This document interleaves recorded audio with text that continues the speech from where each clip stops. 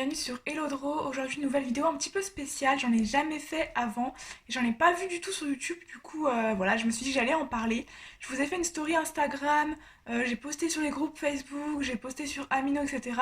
pour savoir quels étaient les préjugés, les clichés, les stéréotypes des dessinateurs et des artistes en général, et donc c'est de quoi va parler la vidéo. Avant de commencer cette vidéo, on va définir tout d'abord ce que c'est un stéréotype et un préjugé. Un stéréotype, c'est une idée qu'on va se faire de quelque chose, que ce soit positif, neutre ou négatif. Bon, c'est souvent négatif, on va pas se mentir, et dans cette vidéo, ça va surtout être les stéréotypes négatifs. Donc c'est ce qu'on pourrait grosso modo assimiler à un cliché. Et un préjugé, c'est quelque chose qu'on va dire ou qu'on va penser ou on va juger plutôt sans connaître quelqu'un ou quelque chose. Donc par exemple, typiquement, c'est les gens qui ont jamais dessiné et qui jugent quelqu'un qui dessine par exemple sur le temps qu'il a passé en disant par exemple ouais c'est trop long, ouais t'as mis trop de temps à colorier, etc. Donc voilà ce que c'est un préjugé, c'est plus par rapport à une personne en général. Voilà, donc cette vidéo va parler du coup des préjugés, des clichés, des stéréotypes qu'on peut avoir sur les artistes et plus particulièrement des dessinateurs. Je vais bien sûr illustrer mes propos avec soit des exemples personnels, soit avec des exemples qui sont tirés des réponses qu'ont mis les gens en story Instagram, sur les groupes Facebook ou sur Amino, et tout va être anonymisé bien sûr. Ça va être tout anonyme pour respecter tout simplement l'identité de la personne et du témoignage. Alors, la première idée reçue qu'on a, donc je vais me décaler un petit peu comme ça, je vais pouvoir mettre à chaque fois les petits témoignages ici. La première idée qu'on a, c'est que les artistes sont plus ou moins perchés, qu'ils ont des styles différents. Donc là, le premier témoignage nous dit que les artistes ont des looks différents. Donc ça, c'est un préjugé qui peut être plus ou moins vrai selon les personnes, bien sûr, vu qu'un style diffère plus ou moins d'une personne. Quand vous allez par exemple dans la rue, voir les artistes de rue, c'est vrai qu'ils ont un style un petit peu particulier, mais faut bien sûr pas en faire une généralité. Là, je vous remets un long témoignage ici. Quelqu'un qui dit que les artistes sont plutôt marginaux, qui s'adaptent pas trop à la société, qui sont un petit peu à l'écart des gens, qui sont introvertis, etc. Donc ça aussi, je pense que c'est faux. La plupart des dessinateurs, en tout cas que je connais, ne sont pas du tout comme ça. Moi-même, d'ailleurs, je suis pas comme ça du tout. Après, faut pas, comme je vous ai dit juste avant, faire une généralité. Là, ce que je vais dire dans cette vidéo, bien sûr, ça va être par rapport aux témoignages que j'ai pu recevoir, par rapport à mon avis personnel. Et après, il y a toujours des cas entre guillemets à part. Il y a des cas à part dans le sens où c'est pas parce que vous trouvez un cas comme ça que ça va être une généralité, etc. Donc pareil, là pour moi, le fait que les gens disent que les artistes sont perchés, ça dépend vraiment de la personnalité de chacun. Ça n'a rien à voir avec le fait de dessiner. C'est juste qu'il y a des gens qui sont par exemple un peu, on va dire, qui sont un peu marginaux. La plupart des gens qui sont marginaux, on va dire, ont tendance à dessiner. Mais c'est pas parce que tu dessines que t'es marginal. En gros, c'est pas, en gros, ça va pas dans les deux sens. Voilà, après j'en ai eu pas mal. Je vais vous mettre plusieurs témoignages aussi ici. J'en ai eu pas mal qui ont dit ça, pareil, comme préjugé. C'est vrai que tout le monde le pense. Donc voilà. Alors après, on m'a dit également qu'on nous voyait un peu dans notre bulle. Ça, c'est plus ou moins vrai, j'ai envie de dire, parce que quand on dessine, on aime bien être un peu dans notre univers, on aime bien être un peu seul, entre guillemets. Bon, c'est pas une généralité, là encore, tout ce que je veux dire, c'est pas du tout une généralité, hein. C'est aussi par rapport à mon vécu, par rapport au vécu des dessinateurs que je connais, voilà, ou par rapport même aux témoignages que j'ai pu recevoir. Voilà, on aime bien être dans notre bulle, être un peu à l'écart, entre guillemets, mais ça nous empêche pas de sortir, de voir des amis. Ça parce qu'on dessine qu'on n'est pas ouvert aux gens. Juste on aime bien avoir notre petit moment de tranquillité. Et là j'ai envie de dire c'est un petit peu comme toutes les passions. Par exemple pour ceux qui sont passionnés de lecture, ils vont lire, ils aiment bien être dans leur bulle, ils aiment bien faire un petit peu leur lecture de leur côté. Si vous faites de la musique, de la guitare, du piano, etc., vous aimez bien aussi avoir votre petit moment de tranquillité. Donc voilà. Donc ça, c'est un petit peu toutes les passions en général. On aime bien être tout seul, faire nos trucs, etc. Et après, à côté, voir des gens, voir nos amis, sortir, voilà. Alors, cette fois-ci, c'est pas une idée reçue, c'est plus le fait qu'il y en a qui disent que c'est imprimé. Moi, je reçois rarement ce type de commentaires parce que je fais pas du tout du réalisme, donc la plupart des gens qui reçoivent ce type de commentaires, c'est des gens justement qui font de l'hyper-réalisme ou du réalisme. Voilà, donc la plupart des gens, on leur dit ouais, c'est des photos, des montages, etc. Et c'est vrai que ça, je l'ai énormément vu sur beaucoup de groupes Facebook ou même ailleurs. Je vois beaucoup qu'il y a des gens qui ne croient pas qu'on puisse avoir entre guillemets un tel talent et à reproduire à l'identique une photo, mais si tout simplement c'est du travail. Ces artistes se sont entraînés pendant très très longtemps pour avoir ce résultat. Donc en fait c'est dénigrant et en même temps c'est un compliment. C'est dénigrant dans le sens où on ne pense pas quelqu'un capable de ça, et c'est un compliment dans le sens où en fait c'est tellement bien fait qu'on en croit une photo. Mais bon voilà, ça veut dire en quelque sorte que le dessin est hyper bien réussi. Alors l'autre idée reçue, c'est quelque chose que je n'étais pas du tout au courant parce que moi-même je fais pas du tout de dessin de nu, de dessin dans ce genre. Et voilà, donc il y en a beaucoup qui ont témoigné, enfin quelques personnes qui ont témoigné par rapport à ce type de dessin. Je viens de remarquer que je regarde mon retour de caméra et pas la webcam, je suis désolée, je vais faire plus attention. Bref, il y en a beaucoup qui font ce type de dessin et qui se prennent des remarques sur leur orientation sexuelle alors que ça n'a rien à voir avec le dessin. Par exemple, si moi je dessine quelqu'un, une femme par exemple, ça veut pas dire que je suis orientée sexuellement vers les femmes. Ça veut rien dire du tout, c'est juste de l'art, c'est une manière de faire les choses. C'est quelque chose qu'on apprécie plus ou moins de dessiner. Quelqu'un dessine que des hommes, ça veut pas dire qu'il est attiré par les hommes. Donc ça n'a strictement rien à voir, c'est une idée complètement reçue. Voilà. Alors j'ai eu un autre stéréotype, c'est le dessin c'est pour les enfants. Alors non, enfin je pense que dans cette phrase, elle sous-entendait la personne que c'était par exemple si on dessine du cartoon, etc. Alors c'est mon cas, je fais énormément de cartoons, je fais énormément de dessins de jeux pour enfants entre guillemets, c'est juste que ça concerne, enfin les jeux concernent une majeure partie d'enfants. Par exemple, Brawl Stars, Clash Royale, vous êtes 80% des gens qui sont des enfants, mais ça veut pas dire que parce que je fais du Clash Royale, du Brawl Stars, etc., c'est du dessin pour enfants. Ça n'a rien à voir, puis en plus ça dépend du style, etc. Et même, c'est pas parce que vous faites des dessins kawaii, des dessins cartoon que c'est forcément pour les enfants. Donc ça encore, c'est totalement faux. Voilà. Alors, là encore, quelque chose qui est revenu assez souvent, c'est le fait que les dessins sont chers quand on vend quelque chose. Par exemple, si quelqu'un va vendre une peinture à 100 euros, 200 euros, on va dire ah, mais c'est trop cher, pourquoi tu fais aussi cher? Alors, oui et non.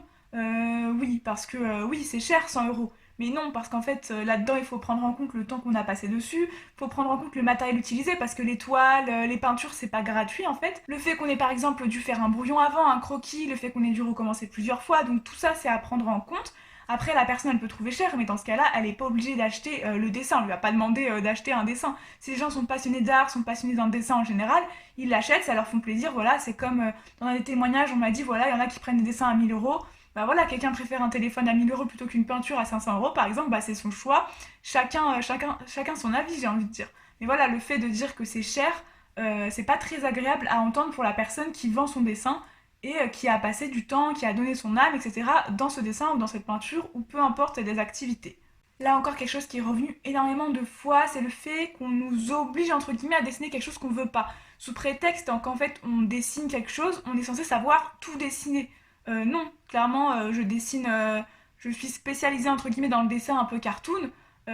Du coup si on me demande un portrait, mon portrait va être complètement raté. J'ai fait quelques portraits, ils étaient clairement dégueulasses. C'est pas parce qu'on dessine un perso en particulier qu'on sait reproduire tout et n'importe quoi. Chaque fois, il y a des demandes déguisées. Je reçois en message privé des gens qui me disent oui, est-ce que tu peux dessiner Naruto? Est-ce que tu peux dessiner une voiture? Ben non, du coup, c'est pas du tout mon style de dessin.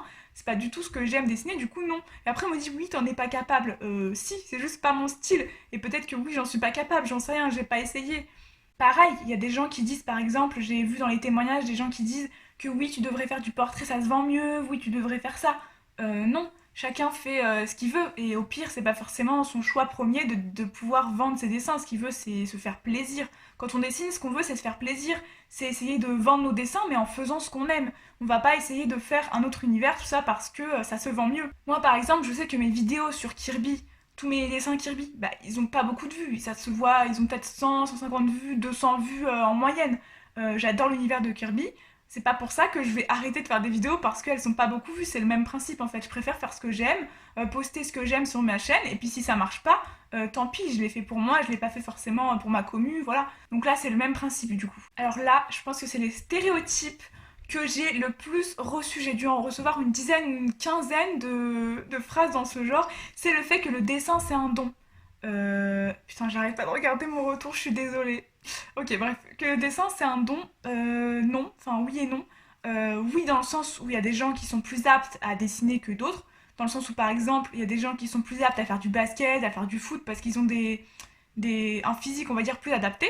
Nous c'est pas le physique qui est plus adapté, c'est juste qu'on a par exemple plus d'imagination, plus de créativité, mais c'est comme tout, ça s'apprend, vous pouvez commencer à n'importe quel âge et en fait le fait de bien dessiner c'est aussi énormément de travail derrière. Donc c'est vrai que c'est un peu agaçant quand les gens sont en mode oh t'as un vrai don etc. Alors que non, on a passé beaucoup de temps et de travail là-dessus. Je sais qu'il y a beaucoup d'artistes que ça énerve beaucoup quand par exemple je sais pas ils ont passé des dizaines d'années à travailler sur un style en particulier, qu'ils ont passé je sais pas 35 heures, 40 heures sur un dessin et qu'après on leur dit ouais t'as un don. Par exemple on leur dit oui c'est facile pour vous de dessiner, vous avez un don etc. Non, c'est du travail derrière. Le gars ou la personne qui a fait le dessin, il a pas mis 30 secondes, il a pas claqué des doigts pour déjà apprendre à dessiner et pour en plus faire le dessin. Donc c'est vrai que c'est un peu agaçant ce genre de remarques et voilà. Ensuite, une remarque qui revient très souvent, c'est le fait de pouvoir avoir un dessin gratuitement. Il y a beaucoup de gens qui demandent des dessins gratuits, qui disent oui, de toute façon c'est une passion, t'as pas à être rémunéré, voilà pourquoi on devrait être payé, etc. Alors oui, certes c'est une passion, mais en fait il y a le matériel derrière quand même. Le matériel c'est coûteux, comme je vous disais juste avant. Les grandes toiles, les flacons de peinture partent très rapidement. Dans les grands dessins, les feutres à alcool pareil, alors que c'est entre 50 centimes et 3 euros l'unité. Il y a aussi la feuille qui coûte quand même assez cher, la toile aussi. Enfin bref, il y a tout qui coûte cher en fait dans le matériel de dessin et on a beaucoup qui justifient ça par une publicité. Par exemple, typiquement les emplois déguisés entre guillemets. Il y en a beaucoup qui en parlent sur Facebook, donc je vais en parler très rapidement. Mais en gros, le fait que, par exemple, il y a une annonce qui dise oui, recherche un graphiste pour me faire mon logo, etc. Nanana. Bien sûr, vous aurez de la pub. Non, parce qu'en fait, on ne vit pas avec de la pub. Donc c'est-à-dire que moi, c'est pas mon métier de dessiner, mais il y a des gens où c'est leur métier, les graphistes, les designers, c'est leur métier, donc ils doivent gagner de l'argent avec leur passion et leur travail. C'est-à-dire qu'en fait, ils vont pas leur faire un logo gratuitement et être juste, enfin, et avoir juste un petit peu plus de visibilité. Clairement, ça sert à rien. Ils vont pas avoir un toit, ils vont pas pouvoir manger avec de la pub. Voilà, donc voilà, clairement ça m'énerve, les emplois comme ça, les faux emplois déguisés, les fausses demandes comme ça, qui rémunèrent avec de la pub. C'est quelque chose qui m'agace vraiment beaucoup et que je pense que ça énerve beaucoup d'artistes. Alors là, j'ai eu une remarque plus par rapport au quadrillage dans le dessin, le fait que quand on utilisait un quadrillage pour pouvoir mieux faire les proportions, on ne savait pas dessiner. Alors là encore, ça dépend. Je suis pas d'accord, mais je suis pas d'accord. Je vais vous expliquer mon avis. Du coup, là, c'est mon avis un petit peu personnel. Le fait d'utiliser un quadrillage pour le dessin, c'est bien au début. C'est-à-dire que ça va vous permettre d'avoir de meilleures proportions, meilleure anatomie, etc. Et ça va vous faciliter le travail, entre guillemets. Et bien sûr, le résultat compte énormément. C'est-à-dire que si votre dessin, vous l'avez parfaitement réussi en termes de perspective, en termes d'anatomie, etc., grâce à votre quadrillage et que la colo est excellente, le dessin va être hyper réussi. Ça ne veut pas dire que vous ne savez pas dessiner. Mais pour le coup, par contre, c'est quand même mieux de faire sans quadrillage. Parce que, en fait, quand vous utilisez un quadrillage, ça veut dire que vous devez forcément dessiner avec une référence. Et le but, c'est de s'améliorer à dessiner sans référence. Ou alors avec une référence que vous modifiez. Et quand vous utilisez un quadrillage, vous ne pouvez pas modifier cette référence.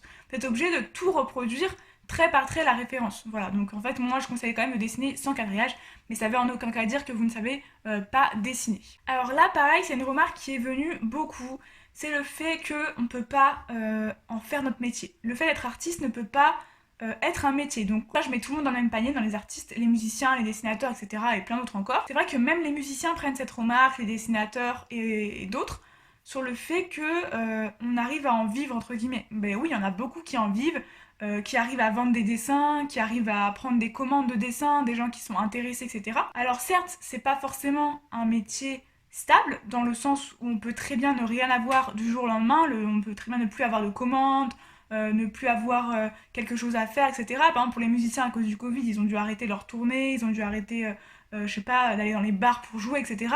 Donc certes, ça peut tomber entre guillemets du jour au lendemain, mais ça veut pas dire qu'on peut pas en vivre et ça veut pas dire qu'on peut pas en faire notre métier.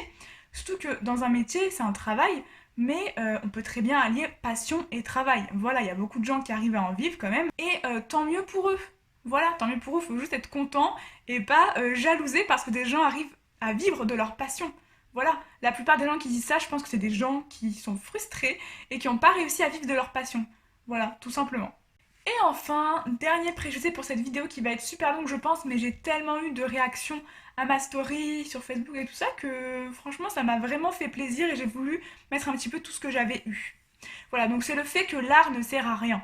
Mais ça c'est comme toute passion encore une fois, il n'y a rien qui sert vraiment à quelque chose, ça sert pour nous.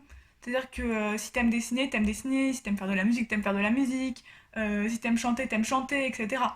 Donc ça, c'est chacun sa propre vision des choses, mais ça ne sert pas à rien, ça sert forcément à quelqu'un, sinon on ne le ferait pas. Si ça servait à rien, si ça permettait pas de nous mettre bien, de nous faire positiver, de nous remonter le moral, eh ben, il n'y aurait pas toutes ces passions qui existeraient en fait. Voilà, donc ça encore c'est subjectif, mais ça sert à rien de dénigrer la passion de quelqu'un. Voilà. Et bah écoutez, je pense que c'est tout pour cette vidéo, j'espère que ça vous aura plu. N'hésitez pas à lâcher un petit pouce bleu si ça vous a plu, à débattre en commentaire dans le respect des autres et dans le respect également de moi, parce qu'en fait dans la vidéo c'est mon avis tout simplement que je donne, c'est l'avis par rapport au témoignage que j'ai reçu. Vous pouvez très bien être pas d'accord avec moi, ça c'est totalement normal, mais voilà, faut quand même être respectueux. N'hésitez pas également à vous abonner et on se retrouve pour une prochaine vidéo. Bisous!